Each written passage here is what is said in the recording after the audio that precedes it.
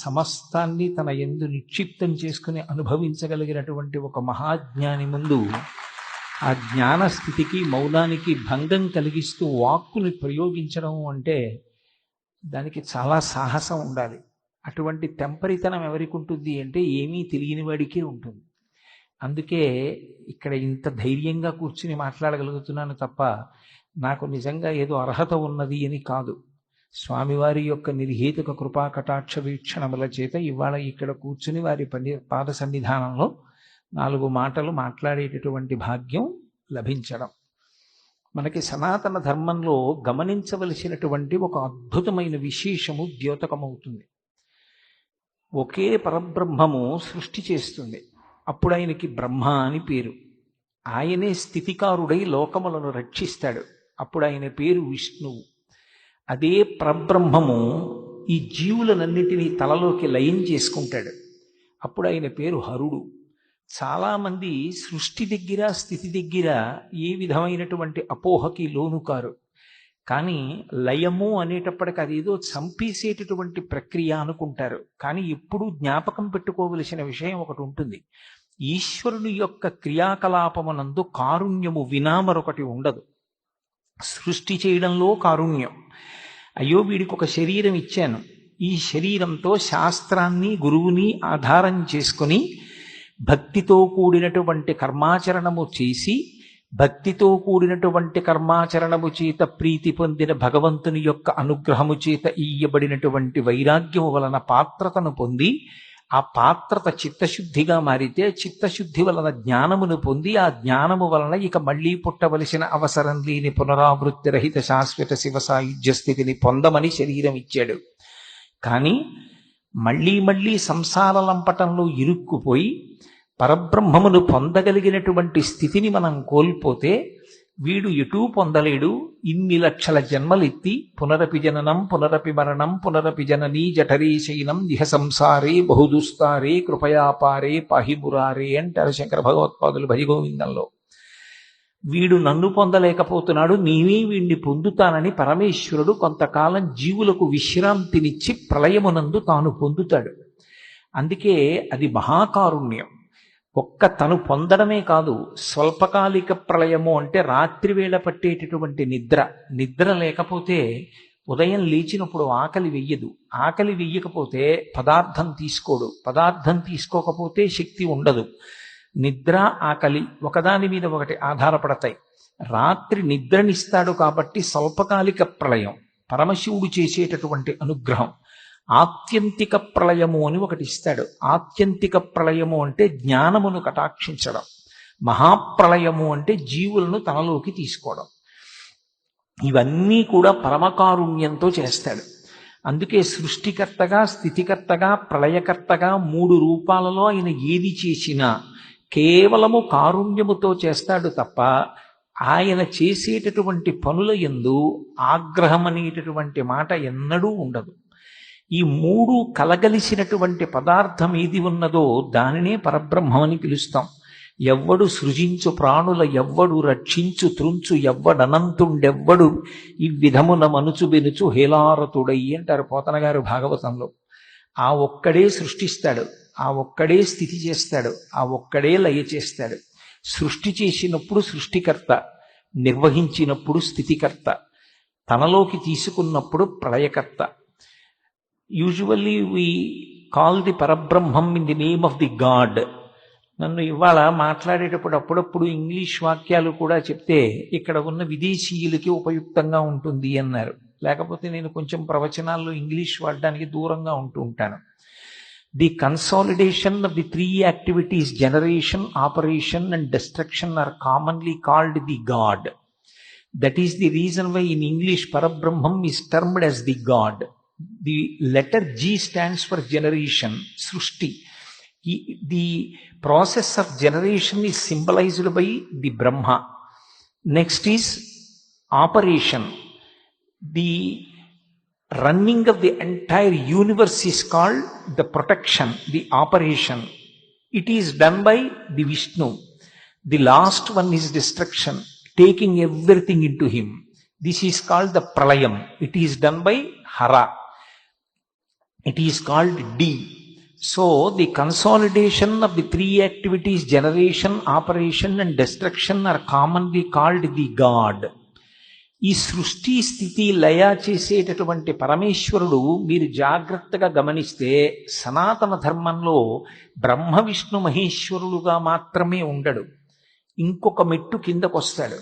ఎవరి కోసం వస్తాడు అంటే 84 లక్షల జీవరాశులలో అలా ఆయన కిందకు వచ్చేది కేవలం మనుష్యుల కోసమే వస్తాడు. ఇక ఏ ప్రాణి కోసం రాడు. ఎందుకు రాడు అంటే మిగిలిన 83,99,999 ప్రాణులకు కర్మాధికారం లేదు. వాటికి శాస్త్రం చదువుకుని శాస్త్ర ప్రకారం కర్మ చేయడము అన్న మాట అన్వయం అవ్వదు. మనుష్యుడు శాస్త్రం చదువుకోవాలి, గురువుగారి పాదములను ఆశ్రయించి గురువు యొక్క ఆజ్ఞ ప్రకారం ప్రవర్తించాలి. అటువంటి మనుష్యుడికి మార్గాన్ని నిర్దేశించడం కోసమని ఆయన కిందకి దిగి గురువుగా వస్తాడు. అందుకే మీరు ఒక సంప్రదాయాన్ని జాగ్రత్తగా గమనించండి. సనాతన ధర్మంలో గురుస్వరూపము కానటువంటిది కేవలము దైవముగా మాత్రమే నిలబడిపోయినది మీకు కనపడదు. మీరు బ్రహ్మగారిని తీసుకోండి. నారాయణం పద్మభువం వశిష్టం శక్తించ తత్పుత్ర పరాశరంచ అనే అద్వైత గురు పరంపరలో బ్రహ్మగారిది ప్రముఖ స్థానం. నారాయణుడి తర్వాత ఆయనదే స్థానం. విష్ణువుని తీసుకున్నారనుకోండి, ఆయన కేవలం ఏదో కృష్ణ పరమాత్మగా శ్రావణ మాసం బహుళపక్షంలో అష్టమి నాటి అర్ధరాత్రి వేళ చీకట్లో పుట్టడానికి కారణం కాకతాళీయంగా ఏదో కర్మచేత నేను పుట్టినట్టుగా ఆయన కూడా పుట్టాడు అని అన్వయం చేయకూడదు. అంత కటిక చీకట్లో ఎందుకు వచ్చాడు అంటే ఆయన జగద్గురువు. చీకటి ఎక్కడుంటుందో ఆ చీకటిని తీసేయడమే ఒక దీపంగా గురువు యొక్క లక్షణం. అందుకే కృష్ణ భగవానుడే భాగవతంలో ఒక చోట తన గురువైన సాందీపని మహర్షి గురించి చెప్తూ, తిరివి అజ్ఞానతిమిర ప్రదీపమొగుచు అవ్యయంబగు బ్రహ్మంబుననుభవించి భరిత సత్వుండు సత్కర్మ నిరతుడతుల భూసుర శ్రేష్ఠుడలగుండు బుధనుతుండు అంటాడు. ఒక దీపం ఉన్న చోట చీకటి ఎలా ఉండదో అలా గురువు ఉన్న చోట ఇక అజ్ఞానం ఉండదు. ఆయన జగద్గురువుగా రావాలి. శ్రావణ మాసం అన్ని మాసములలోకి బాగా చీకటిగా ఉండే మాసం. వర్ష ఋతువు అయిన కారణము చేత నల్లని మబ్బులు కిందకొస్తాయి.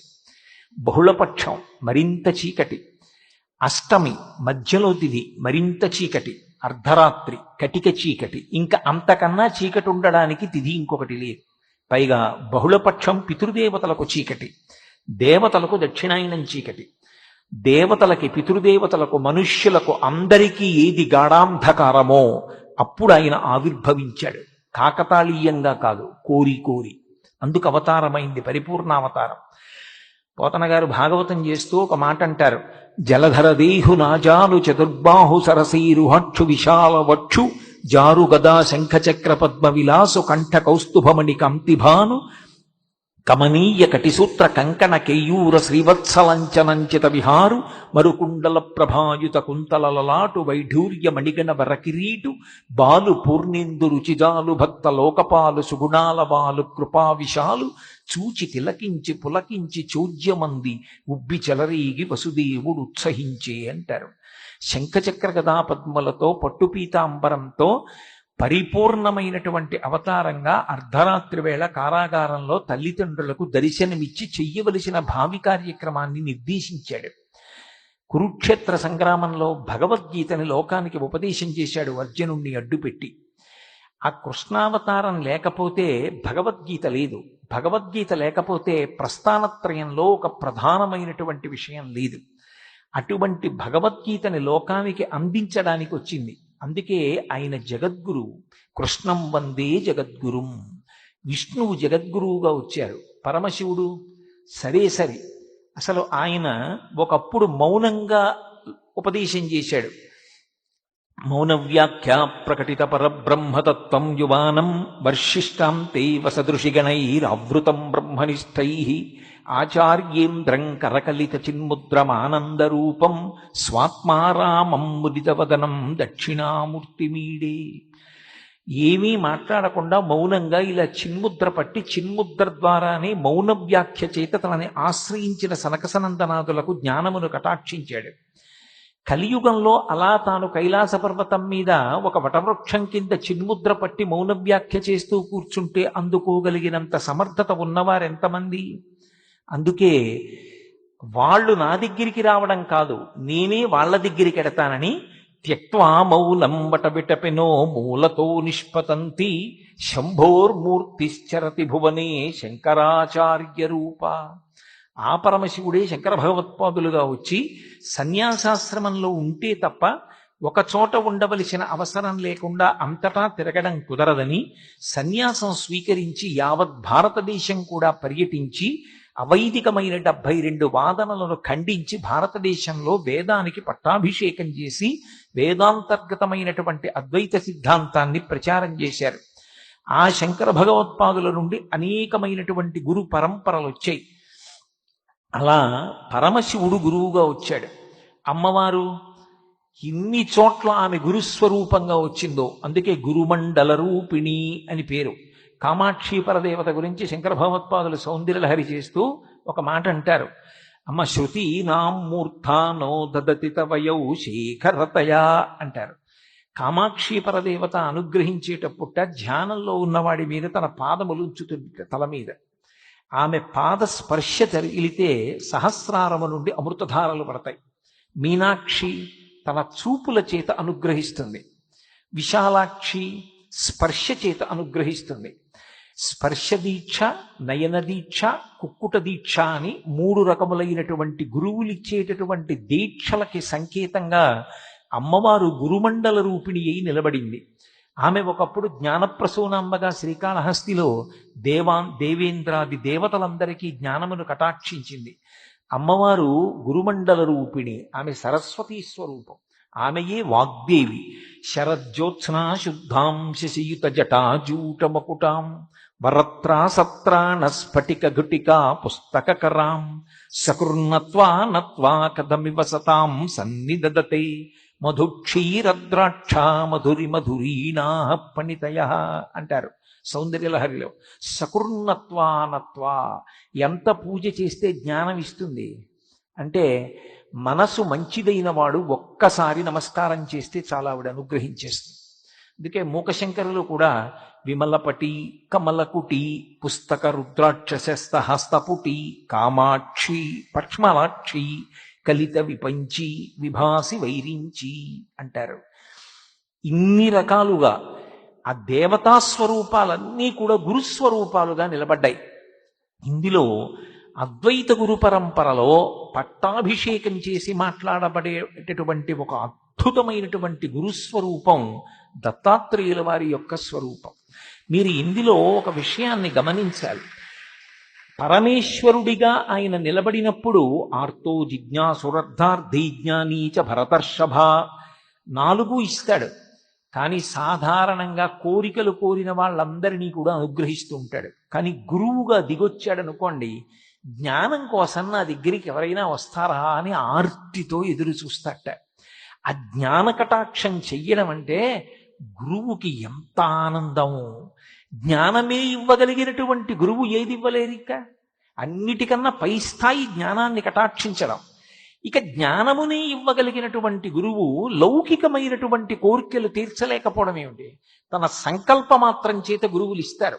మీరు సనాతన ధర్మాన్ని పరిశీలనం చేస్తే సనాతన ధర్మ వైభవమంతా గురువుల యొక్క వైభవమే.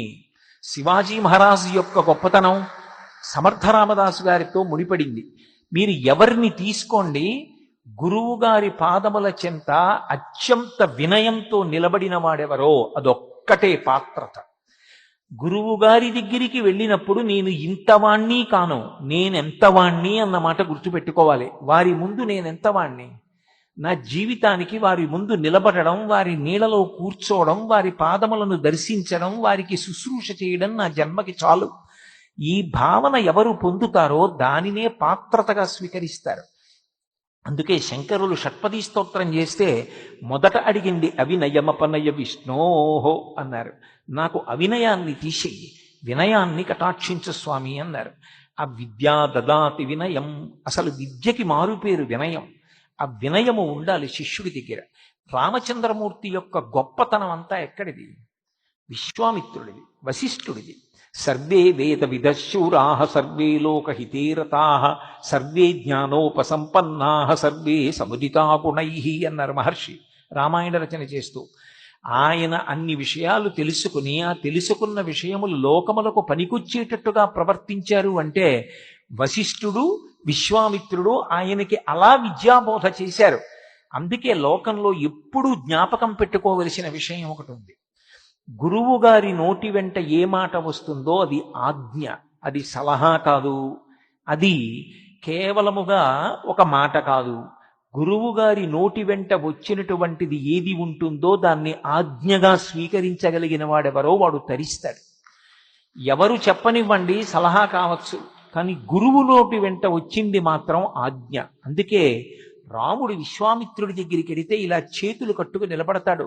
సుబాహు తాటక మొదలైన వాళ్ళని సంహరించి కూడా చేతులు కట్టుకు నిలబడి ఒక మాట అంటాడు, ఆజ్ఞాపై యదీచ్ఛం వైశాసనం కరవామకిం అంటాడు.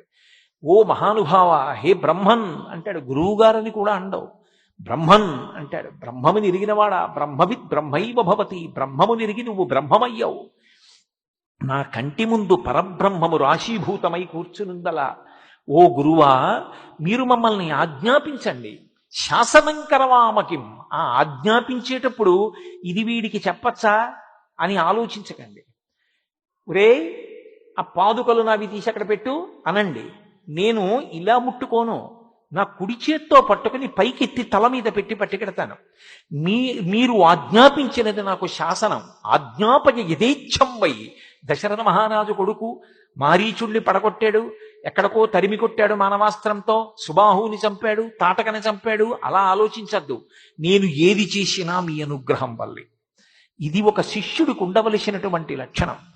మిగిలినటువంటి గురువుల యొక్క విశేషములు ఎంత గొప్పగా చెప్పబడతాయో దానికి అత్యద్భుతమైన రీతిలో భిన్నంగా ఉండేటటువంటి గురుస్వరూపం దత్తాత్రేయుల వారి యొక్క స్వరూపం.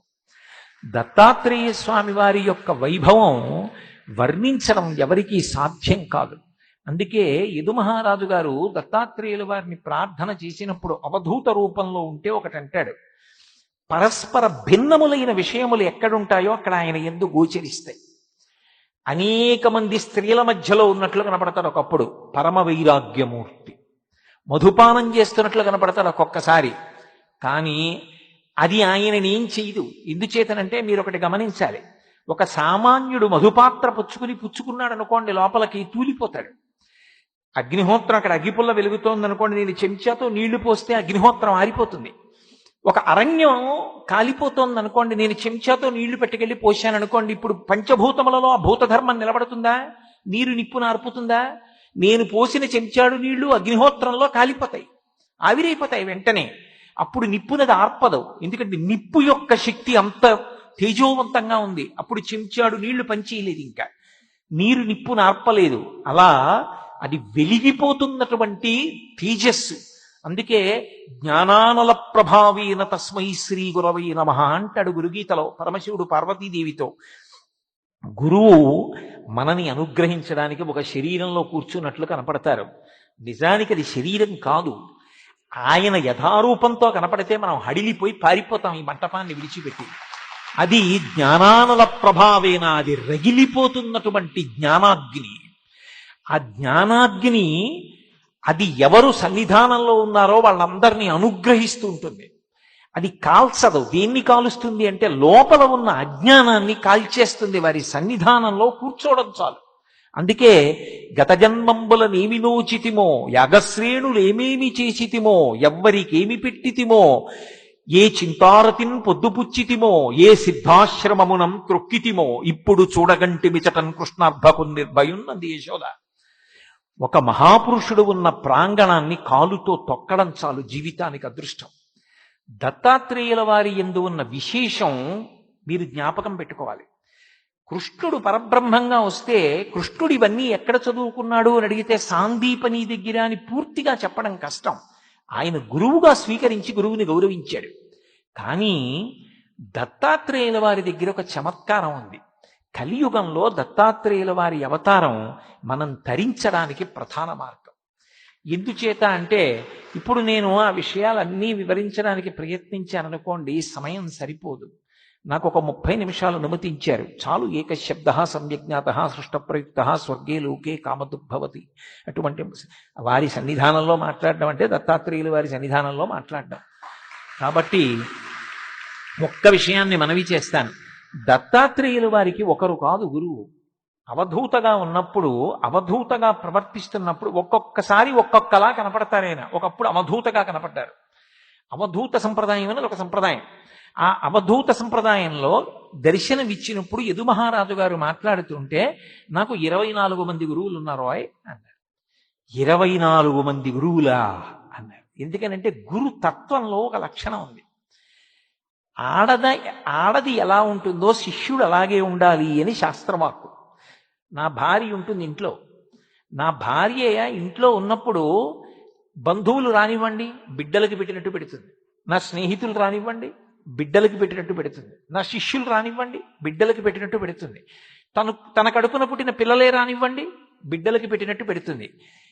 ఏది పెడుతున్నా మాత్రం ఒకటి గుర్తు పెట్టుకుంటుంది, ఇలానే ప్రవర్తించడం నా భర్త గౌరవం నిలబడడానికి. భర్త గౌరవాన్ని మాత్రం ఎన్నడూ దృష్టిలో పెట్టుకుంటుంది. దృష్టిలో పెట్టుకుని చేసే ప్రతి పని ఆయన యొక్క ఔన్నత్యానికి. అలా దత్తాత్రేయుల వారు లౌకికమైనటువంటి విషయాల్ని గురువులుగా తీసుకున్నారు. దత్తాత్రేయుల వారి జీవితాన్ని సమన్వయం చేసుకోవడం అలవాటైతే ఎవరో వచ్చి ఏదో చెప్పాలనే భావన పోయి జీవితంలో సంఘటనలు గురువులుగా మారడం అనేటటువంటి స్థితి కలుగుతుంది. ఎందరో మహాత్ములుగా మారడానికి కారణం దత్తాత్రేయుల వారి అనుగ్రహం ఎలా ఉంటుంది అంటే, తను ఒక చోట దెబ్బతింటే దాన్ని గురువుగా తీసుకుంటాడు. దత్తాత్రేయుల వారు ఏదో ఒక రూపంగా కాదు, 3 శిరస్సులతో బ్రహ్మ విష్ణు పరమేశ్వరులుగా 3 రూపాలు కలగలిసిన రూపంగా కనపడ్డారు. అలా దర్శనమిచ్చిన వారు ఒకప్పుడు నైమిషారణ్యంలో వారు దర్శనమిచ్చినప్పుడు అంత అద్భుతంగానూ దర్శనమిచ్చారు. బ్రహ్మ శిరస్సుతో, విష్ణు శిరస్సుతో, శివ శిరస్సుతో 3 శిరస్సులతో దర్శనమిచ్చారు. వారికి గురువులు 24 మంది. అంటే ఎలా ఉంటారు? శిష్యుడు ఆడది ఒకలా ఉండాలని నేను ఇందాక అన్నా కదా. గురువు గారు ఒక్కడే ఉంటాడు, పతి. ఇంటికి వచ్చేటటువంటి వాళ్ళు చాలా మంది ఉంటారు, అందరికీ అన్నం పెడుతుంది. అలాగే ప్రధానమైన గురువు ఎవరో ఆ గురువు పతి వంటి వాడు. మిగిలిన వాళ్ళు ఆదరభావం ఉంటుంది. ఆ గురువుల దగ్గర కూడా మంచి మాటలు నేర్చుకోవాలి, విమర్శ చెయ్యకూడదు గురువుల యందు. అందుకే దత్తాత్రేయుల వారు నాకు 24 మంది గురువులు ఉన్నారన్నారు. 24 మందా? ఎవరు వాళ్ళు? ఎక్కడ నేర్చుకున్నారు మీరు ఈ పాఠాలన్నీ అంటే ఆయన 24 మంది పేర్లు ఒక శ్లోకంలో చెప్పారు. ఆయన అన్నారు, పృథిర్వాయురాకాశ ఆపో ఆపోరగ్ని చంద్ర రవి. అక్కడికి 7 గురువులు. ఒకటి పృథివి అంటే ఈ భూమి, గాలి, ఆ తర్వాత ఆకాశం, నిప్పు, నీరు, సూర్యుడు, చంద్రుడు, కపోతము అంటే ఒక పావురము, అలాగే అజగరము అంటే ఒక కొండ చిలవ.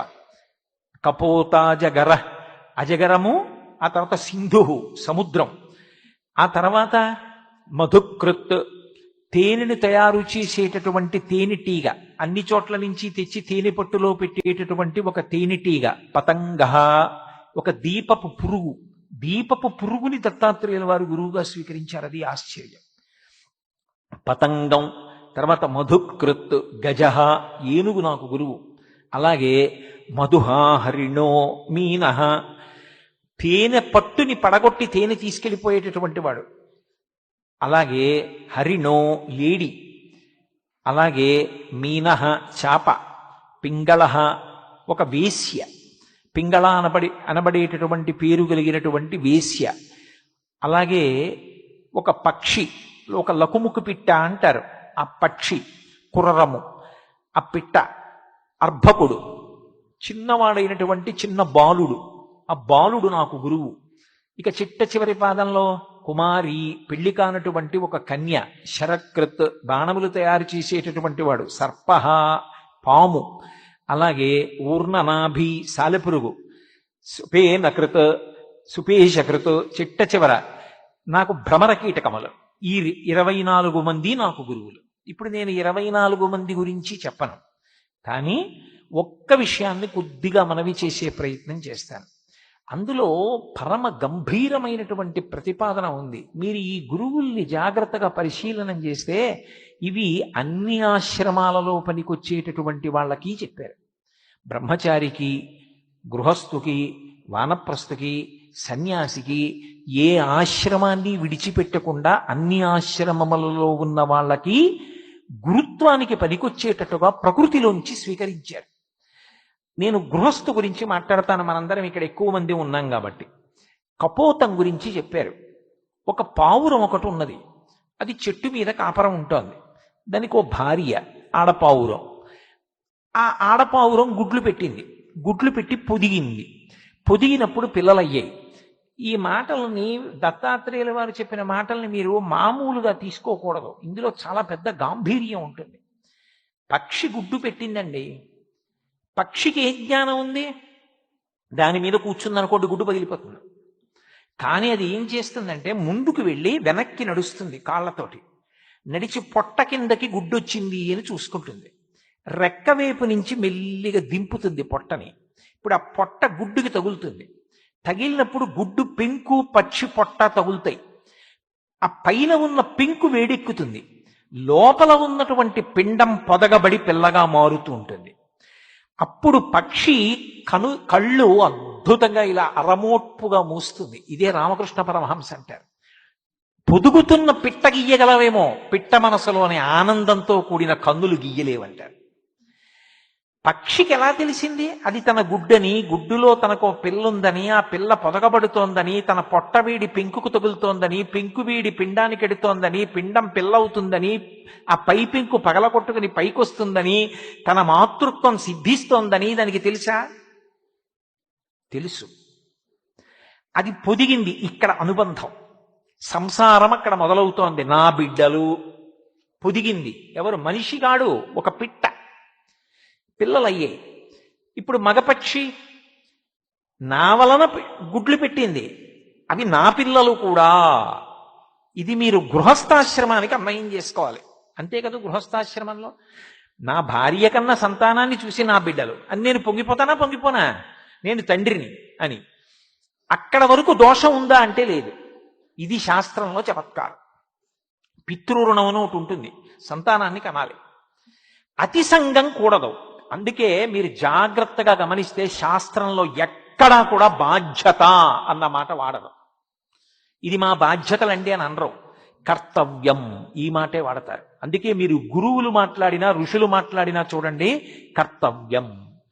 ఉత్తిష్ఠరసార్థూల కర్తవ్యం దైవమాన్నికం అంటాడు. కర్తవ్యం అంటే చెయ్యవలసిన పని చెప్తారు. చేయలేదనుకోండి ఇంకో మాట చెప్తారు, ఇంకా చేయలేదనుకోండి ఇంకా చెప్తారు. అంతేకాని వాడు చెప్పలేదని వీళ్ళు విసుక్కోరు. నీ చెప్పవలసింది చెప్తున్నానా లేదా, అంతవరకు. కర్తవ్యం అన్న మాటకు అర్థం ఏమిటంటే నేను చెప్పులు ఎప్పుడు విప్పేయాలో అప్పుడు విప్పేయాలి. నాకు కొడుకు పుట్టాడు, ఆ కొడుక్కి పెళ్లి చేశాను, వాడు గృహస్థాశ్రమంలోకి వెళ్ళాడు. ఇప్పుడు ఆ కొడుకు పుట్టాడు, బాలసారి పీటల మీద ఎవరు కూర్చుంటారు? నా కొడుకు కోడలు కూర్చుంటారు. నేనెందుకు వెర్రెక్కిపోవడం? నేను ఎప్పుడైతే కొడుక్కి పెళ్లి చేసేశానో అప్పటి నుంచి ఇంకా నేను పరబ్రహ్మాన్ని చేరుకునేటటువంటి ప్రయత్నం మొదలు పెట్టాలి. లేకపోతే జీవుడు ఏమైపోతాడు? ఇంకా మనవలు ముని మనవలు అలాగే పట్టు కూర్చుని సంసారము పెరగట్లేదు, నువ్వు పెంచుకుంటున్నావు. నీ కర్తవ్యం చెప్పులు ఎక్కడిప్పాలో అక్కడ ఇప్పాలి. నేను కాకినాడలో బయలుదేరినప్పుడు చెప్పులు వేసుకునే బయలుదేరాను. ఇక్కడికి చెప్పులు వేసుకొచ్చాను లోపలికి. ఇక్కడ మహాపురుషులు కూర్చుని ఉన్నారు, నాకు ఇచ్చిన విడిదిలో విడిచిపెట్టి వచ్చేసాను. ఎక్కడ విడిచిపెట్టాలో అక్కడ విడిచిపెట్టాలి, ఎంతకాలం పట్టుకోవాలో అంతకాలం పట్టుకోవాలి. పట్టు విడుపు దీనికే కర్తవ్యం. అది రాలేదు పావురానికి. నా పిల్లలు వెళ్ళింది, ఏదో పదార్థం తెచ్చింది, నోట్లో పెట్టింది, అవి కులకలకలకలు ఆడుతున్నాయి, అది సంతోషపడిపోతోంది, మగపిట్ట సంతోషపడిపోతోంది. కాలం అన్నది ఒకటి ఉంటుంది కదూ, కాలము మృత్యువునకు పర్యాయ పదం. అందుకే కాలోహి బలవాన్ కర్త సతతం సుఖ దుఃఖయో నరాణం పరతంత్రాణం పుణ్యపాప అనుయోగత అంటాడు వ్యాసుడు. ఆ కాలము కాలుడు ఒక వేటగాడి రూపంలో వచ్చాడు. ఎవరి ఉసురెప్పుడు తీయాలి మనకి తెలియదు. ఆయుర్దాయాన్ని నిర్ణయించవలసిన వాడు పరమేశ్వరుడు. ఆ కాలుడి రూపంలో వచ్చాడు బోయేవాడు. వచ్చి ఆ పక్షి పిల్లలు అవి ఇంకా బాగా ఎగరలేనివి, అందుకని ముందు అవి పట్టుకుని బుట్టలో వేసుకున్నాడు. ఇప్పుడు అవి కిలకిల కిలకిల కిలకిలలాడుతున్నాయి. మూతి సన్నగా ఉంటుంది, పైకి ఎగిరిపోకుండా, లోపల కదులుతూ ఉంటాయి. ఆడపక్షి వచ్చి చూసింది ముందు. అవ్యాజమైన వ్యామోహాన్ని పొందింది. అబ్బా, నా పిల్లలు అందులో పడిపోయి నిష్కారణంగా తన పిల్లల్ని విడిపించుకోనన్నా విడిపించుకుంటాను, లేదా నేను వాటితో పాటు చచ్చిపోతాను. వెళ్ళిపోయింది. దాన్ని బుట్టలో పడేసుకున్నాడు. నా భార్య వెళ్ళిపోయింది, బిడ్డలు వెళ్ళిపోయారు, నేనెందుకు? మగపక్షి వెళ్ళిపోయింది, బుట్టలో పడేసుకున్నాడు. అన్నిటినీ చంపి తినేశాడు. దత్తాత్రేయులు వారు అన్నారు, నా గురువు ఆ పక్షి కపోతం. ఎలా? అతి సంగము కూడదు. సంగము వేరు, అతి సంగము వేరు. సంసారంలో ఉన్న తర్వాత భార్య బిడ్డలు క్షేమం చూడాలి, కానీ ఎక్కడ నీ కర్తవ్యం పూర్తయిపోతోందో కూడా నువ్వు తెలుసుకోవాలి. తెలుసుకోకుండా ఇక అదే పనిగా సంసారాన్నే పట్టు కూర్చుంటే, ఒక్కటండి శంకర భగవత్పాదులు చెప్పిన ఒక శ్లోకం గుర్తుంటే చాలు భయం వేస్తుంది. యావత్ పవనో నివసతి దేహే తావత్ పృచ్చతి కుశలంగీహే గతవతి వాయో దేహాపాయే భార్యా బిభ్యతి తస్మిన్ కాయే. లోపలికి వెళ్ళిన ఊపిరి పైకి రాకపోయినా, పైకి వెళ్ళిన ఊపిరి లోపలికి వెళ్ళకపోయినా అయిపోయిందంతే. పడుకోబెట్టేశారనుకోండి నేల మీద, ఎన్ని అనుబంధాలతో ఎవరొచ్చి పిలవనివ్వండి, అన్నయ్య, తమ్ముడు, మామయ్య, బాబయ్య, పెదనాన్న, ఎన్ని పేర్లతో, ఏమండి, ఏ పేరుతో పిలవండి, అది పలకదిక. శరీరం వెళ్ళిపోయింది, జీవుడు ఉద్ధరేణ ఆత్మనాత్మానం, నిన్ను నువ్వు ఉద్ధరించుకోవాలి. ఈశ్వరుడు ఆయుర్దాయం ఇచ్చాడు, నీ కర్తవ్యాలు అయిపోయాయి. కొడుక్కి పెళ్లి చేసేసావు, కూతురుని అయ్యింటికి పంపించేశావు. భగవంతుని యందు దృష్టి పెట్టు. సంసారం విడిచిపెట్టేయక్కర్లేదు, కనీసం భగవంతుని యందు దృష్టి పెట్టి వాళ్ళు క్షేమంగా ఉండాలని మనసులో ఒక భావన చెయ్యి. ఇక నా వరకు నేను చేయవలసింది పూర్తయింది, ఇక వాడు చేసుకుంటాడు. నేను ఇంటికి పెద్దవాడిగా వాళ్ళు క్షేమంగా ఉండాలనో నమస్కారం. ఇక నేను తరించడానికి, వైరాగ్యం కలగడానికి, చిత్తశుద్ధి కలగడానికి కర్మాచరణ మొదలు పెడతాను. ఇది లేకపోతే ఏమవుతుందంటే సంసారమునందు అతి సంగము దుర్మరణములకు కారణమవుతుంది. ఇప్పుడు ఆ సంఘంతో చచ్చిపోయింది పిట్ట. నా పిల్లలు, నా పిల్లలు, నా పిల్లలు అంటూ ఆడపెట్టపోయింది. నా భార్య పిల్లలు అంటూ అది పోయింది. అయ్యో మా అమ్మ నాన్న అంటూ వాళ్ళు పోయారు. ఏమవుతారు వాళ్ళు? భాస్కర రాయల వారు లలితా సహస్రనామ స్తోత్ర వ్యాఖ్యానంలో చెప్పారు ధన్య అన్న నామానికి. ఇలాంటి వెర్రి పెట్టుకుపోయిన వాడు ఎవరుంటాడో వాడు తిరియక్కవుతాడు. తిరియక్కంటే భూమికి అడ్డంగా పుట్టి అడ్డంగా పెరుగుతాడు. ఒక్కటి గమనించండి, ఒక్క మనిషి జన్మ దేని చేత గొప్పదైంది అంటే దేవతలకి కర్మాధికారం లేదు. వాళ్ళ పుణ్యం అయిపోతే కింద పడిపోతారు. క్షీణే పుణ్యే మర్త్యలోకం విశంతి, మళ్ళీ భూలోకంలో పడిపోతారు. కాబట్టి దేవతలు కర్మాధికారంతో యజ్ఞయాగాది క్రతువులు చేసి వాళ్ళు మోక్షం పొందలేరు, ఆత్మవిచారం చేయగలరు అంతే. తిరియక్కులు భూమికి అడ్డంగా పుట్టి అడ్డంగా వెన్నుపా ఉండి పెరిగే ప్రాణులు శాస్త్రాన్ని గురువుని ఆధారం చేసుకుని ఉత్తమ కర్మలు చేయలేవు. అడ్డంగా పుట్టి నిలువుగా పెరిగేటటువంటి మనుష్యుడు శాస్త్రాన్ని గురువుని పట్టుకుని పని చెయ్యాలి. ఏదో చేసేసాను కాదు, ఒక పని చేస్తే ఎలా చెయ్యాలో అలా చెయ్యాలని తప్ప ఇంకొకలా చెయ్యడానికి వీల్లేదు. అయినప్పుడు ఆ రెండిటినీ ప్రమాణంగా తీసుకోవాలి. గురువుని శాస్త్రాన్ని తీసుకుని చెయ్యవలసిన పని చేసినటువంటి మనుష్యుడు అపారమైనటువంటి పుణ్యాన్ని మూట కట్టుకుని దేవేంద్ర పదవిలో కూర్చోగలడు. నాకు పుణ్యమూ వద్దు, పాపమూ వద్దు, జ్ఞానాగ్ని దగ్ధ కర్మాణం, అన్నీ ఉమామహేశ్వర పరబ్రహ్మార్పణమస్తు. నేను చేసిన ఈ కర్మలన్నీ చిత్తశుద్ధికి పనికి రావాలి. చింతపండుతో చారు పెట్టుకోవచ్చు, చింతపండుతో ఇత్తడి గిన్నె తోకోవచ్చు. ఇత్తడి గిన్నెతో తోమింది ఇత్తడి గిన్నె యొక్క యథారూపాన్ని ఇస్తుంది. దానికి కొత్త కాంతి తేలేదు, ఉన్న కాంతి పైకొచ్చింది. పులుసులో చారులో వేసుకుంటే ఓ పూట తాగచ్చు. పుణ్యమని వాడుకుంటావా, కాస్త సుఖంగా వస్తుంది. కాదంటావా, చిత్తశుద్ధి అయితే జ్ఞానమునకు కారణమై జ్ఞానము మోక్షమునకు కారణమవుతుంది. యథారూపం ప్రకాశిస్తుంది అంతే మోక్షం అంటే. కొత్తగా ఏదో రాదు అద్వైత సంప్రదాయంలో. యథాస్థితి అనుభవమునకు దక్కుట అంతే. అయినప్పుడు మనుష్యుడు జ్ఞానమును పొంది మోక్షమును పొందగలడు, పుణ్యకర్మల చేత దేవతా పదవి పొందగలడు. ఇంత గొప్ప మనుష్య జన్మ పొంది దాన్ని ఎందుకో పనికి మాలినటువంటి రీతిలో సంసారమునందు సంగము పెట్టేసుకుని అతి సంగముతో చిట్ట చివరికి మళ్ళీ కొన్ని లక్షల జన్మలు తిరియక్కుగా పుడతాడు భూమికి అడ్డంగా.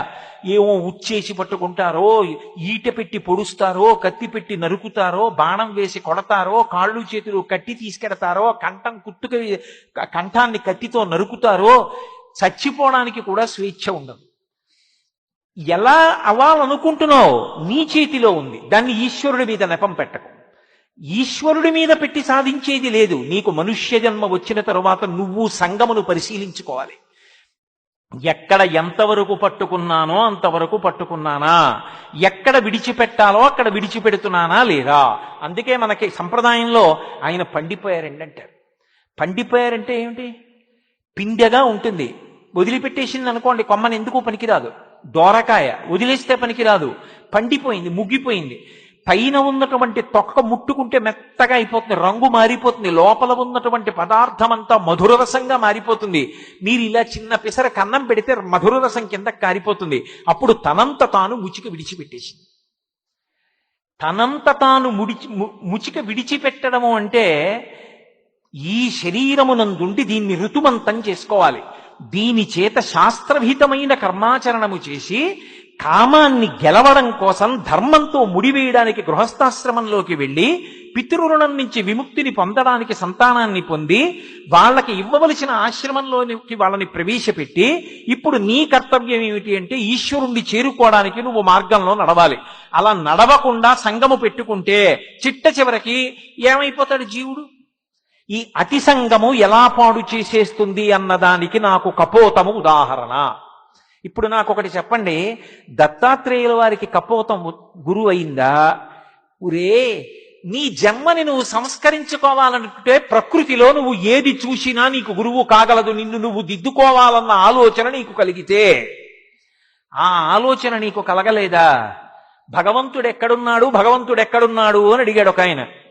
ఏమీ చదువుకోని ఒక ఆయన అన్నాడు, నేను పుట్టిన తరువాత ఎన్నో గీతలు గీశాను, గీసిన గీతలన్నీ కూడా తడి తగిలితే చెరిగిపోయాయి. కానీ ఏ మహానుభావుడు ఏ పెట్టి గీశాడో నేను పుట్టినప్పుడున్న ఈ గీతలు ఎన్ని మాటలు కడిగినా పోలేదు. చిట్ట చివరికి ఈ శరీరం పుడకలైపోతే పోవాలంతే. ఈ గీతలు గీసిన మహాశిల్పకుడు ఉన్నాడని నమ్మినప్పుడు వాడు పరమేశ్వరుడు కాక వేరెవ్వరన్నాడు. నమ్మకం అనేటటువంటిది, విశ్వాసం అనేటటువంటిది పరబ్రహ్మం. అందుకే శాస్త్రమునందు గురువునందు మొట్టమొదట ఆ విశ్వాసము ఏర్పడితే తప్ప మనిషి తరించడు. అందుకే పుట్టినరోజు ఎవరెవరిది జరపాలి అంటే తన పుట్టినరోజు తాను చేసుకోవాలి. పెళ్లి రోజు అవి చేసుకోమని లేదు, పుట్టినరోజు చేసుకోవాలి. అలాగే దేవతల యొక్క పుట్టినరోజు చెయ్యాలి. మొన్న హనుమత్ జయంతి వచ్చింది, చేశాం. అలాగే కృష్ణాష్టమి వస్తుంది, చేస్తాం. మహాశివరాత్రి వస్తుంది, చేస్తాం. మూడవది గురువు గారి పుట్టినరోజుకి శిష్యులందరూ ఆ ప్రాంగణానికి వెళ్ళి గురువు గారు ఏ రోజున అవతార స్వీకారం చేశారో, ఆయన మన కోసమని కర్మ చేయడానికి రాలేదు శరీరంతో, మనని ఉద్ధరించడానికి వారు వచ్చారు. వారు వచ్చి అలా కూర్చుని మనని అనుగ్రహిస్తున్నారు. వారి మాట ఒక్కటి చాలు. నాబోటిగాడి మాట కొన్ని గంటలు చెప్పినా ప్రయోజనం ఎక్కువ ఉండదు. అరణ్యంలో కాకి కూస్తూనే ఉంటుంది, ఏమిటి ప్రయోజనం? ఎవరికి బంధువులు వస్తారని సంతోషించాలి? సింహం గుహలోంచి ఒక్కసారి అరుస్తుంది, అంతే, సింహ గర్జన, అన్ని గుహల్లోకి పారిపోతాయి. గురువు ఎంత మాట్లాడాలి? మాట్లాడక్కర్లేదు, అలా కూర్చుంటే చాలు సింహ గర్జన. ఆయన్ని చూస్తే చాలు, ఆయన ఒక్క మాట అంటే చాలు, ఆయనకో నమస్కారం పెడితే చాలు. ఆయన ఏ రోజు అవతార స్వీకారం చేశారో, నేను ఆయన పుట్టినరోజు అన్న మాట వాడగలిగినంత సాహసం చేయలేను. పుట్టడం కర్మ చేసుకున్నవాడు కర్మను అనుభవించడానికి పుడుతూ ఉంటాడు. అలా పుట్టినవారు కారు. అలా పుట్టినవారైతే దాదాపు 3 దశాబ్దాల క్రితం కీకారుణ్యంలో ఉన్న ఈ ప్రదేశంలోకి వచ్చి తన సంకల్ప మాత్రం చేత ఇంత దివ్య భూమిగా ఎలా మార్చగలిగారు? ఆ సంకల్ప బలం లేకపోతే, ఆ తపోశక్తి లేకపోతే, ఎంత తపశ్శక్తి లేకపోతే ఇవాళ ప్రపంచ పటంలో ఉన్న అన్ని దేశాల వాళ్ళు గణపతి సచ్చిదానంద స్వామీజీ అన్న పేరు వినపడ్డంత మాత్రం చేత, ఏదో తిక్కన గారి విరాట పర్వతంలో చెప్పినట్లు, ఏదో నీరజాకరములు నిష్ఠయి చేసిన భవ్య తపంబు ఫలమనంగ దినసముఖాకినందిత చక్రయుగ్మకంబులయనురాగంపు బ్రోవనంగ హరిహర బ్రహ్మ మహానుభావంబులొక్కటిందాగరగిన గట్టియనగా అతుల వేదత్రయ లతికాచయము పెరుబొందం పుట్టెడు మూలకందమనగా జన సమాజ హృదయ కరపుట సరోజములకు ముకుళనంబును జృంభణంబును నొచ్చు భానుబింబంబు పూర్వాగ్రిపై విలింగే అంటాడు. గణపతి సచ్చిదానంద స్వామీజీ అన్న పేరు విన్నంత మాత్రం చేత లోకంలో ఎవరిచే 2 చేతులైనా ఇలా ముకుళించుకుంటాయి, ఇలా నమస్కరిస్తారు. అంతటి కారణజన్ముడుగా ప్రభవించాలి అంటే అది సామాన్యమైన పుట్టుక ఎలా అవుతుంది? అదొక అవతార స్వీకారం. అటువంటి మహావతారం ఒకటి నడుస్తున్న రోజుల్లో అటువంటి ఒక మహాపురుషుడు ఈ భూమి మీద నడయాడుతున్న కాలంలో వారు తిరిగిన చోట తిరిగి, వారు ఉన్న చోట కూర్చుని మాట్లాడి, వారి పాదపద్మములను దర్శించి, వారి మాట విని, వారిని చూసి వెళ్ళగలిగినటువంటి భాగ్యమే అద్భుతమైతే, వారు అలా అవతార స్వీకారం చేసిన రోజున వెళ్ళి ఒక్కసారి నువ్వు ఆ ప్రాంగణంలో నిలబడి నమస్కరించి వెళ్ళిపోతే చాలు, నీ జన్మ ధన్యం అయిపోయిందండి. అందుకే గురువు యొక్క అవతార స్వీకార దినోత్సవానికి వెళ్ళాలి. అయితే దేనికైనా ప్రాప్తం అనొకటి ఉంటుంది, ఆ సమయం వస్తే తప్ప జరగదు. నేను సిగ్గుపడ్డా, ఇందాక పూర్ణచంద్రరావు గారు వీడిని 3 ఏళ్ల నుంచి రమ్మంటున్నామండి, వీడి ఇవాళ ఊడిపడ్డాడు అన్నారు. ఆయన అన్నారు, స్వామీజీ ఇలా చూపించి దత్తుడి అనుగ్రహం ఇప్పటికి కలిగింది అన్నారు. స్వామి నా జన్మధన్యం అన్నాను. నిజం కదూ, 3 ఏళ్ల నుంచి వద్దాం అనుకుంటున్నాను, రాలేకపోయాను. నాకేం రాకూడదని కాదు, రావాలని ఆర్తి ఉన్నా రాలేకపోయాను. ఇప్పటికీ నా జన్మ పండిందంటలేదు, వారి అనుగ్రహం లాగిందంటున్నాను. వీడంతట వీడు ఎటు రాలేడురా, నేను లాగుతానని లాగారు, వచ్చి పడ్డాను. కాబట్టి ఇంత మహోత్కృష్టమైనటువంటి వేళలో రాగలగడం ఒకెత్తైతే, అసలు ఈ పీఠానికి తన జీవితాన్ని అంకితం చేసేసి రాజమండ్రిలో లెక్చరర్గా చేస్తున్న రోజుల్లో మాతో రైల్లో వస్తుండేవారు. ఆ పుస్తకాలు చేత్తో పట్టుకుని ఏమి చిరునవ్వు, ఎంత ప్రేమైకమూర్తో, ఎంత స్నేహభావనో. మా సుబ్బయ్య దీక్షితులు గారిది. నేను వచ్చినప్పటి నుంచి అడుగుతున్నవారు ఏదని.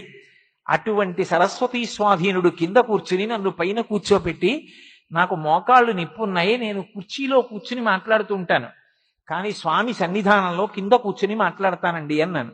ఆయన అన్నారు, నాకన్నా కిందే ఉందివు కానివని బల్లేసుకుని కుర్చీ వేసుకుని పైకెక్కారు. ఏమి కారుణ్యం, నువ్వు కిందే ఉన్నావుగా, నేను పైనే ఉన్నానుగా, ఓ చిన్న గీత కింద పెద్ద గీత గీసి, చిన్న గీత ఓ గీతని చిన్న గీత చెయ్యాలంటే కిందో పెద్ద గీత గీస్తే చాలు, నేను పైన ఉండడం కదా నీకు కావాలి. బల్లేసుకుని కష్టపడి వారు పైకెక్కి కూర్చున్నారు, నన్ను కుర్చీలోనే కూర్చోబెట్టారు, కింద వద్దులే, కిందే ఉన్నావుగా అలా మాట్లాడు. అది గురువు యొక్క కారుణ్యం అంటే. ఏమి నిజంగా వారు మాట్లాడు అంటే నేను ఇక్కడ కూర్చుని మాట్లాడేవాడిని అరగంట ఏమి, వారి సన్నిధానంలో శివరాత్రిలో ఓ రాత్రి అంతా మాట్లాడతా, అంత సంతోషం. కానీ వారు అలా అనుగ్రహించారు. కాబట్టి అది గురువు యొక్క కారుణ్యం. అందుకే మనందరం పరమ సంతోషంగా రేపు భానుబింబం ఉదయించడానికి ముందే మనం చెయ్యవలసిన నిత్యకర్మ పూర్తి చేసుకుని రేపటి రోజున పరమాద్భుతమైనటువంటి రీతిలో స్వామివారి యొక్క ప్రథమ శిష్యులు వారి యొక్క పాదపద్మములకు స్వర్ణ పద్మముల చేత పూజ చేస్తారట.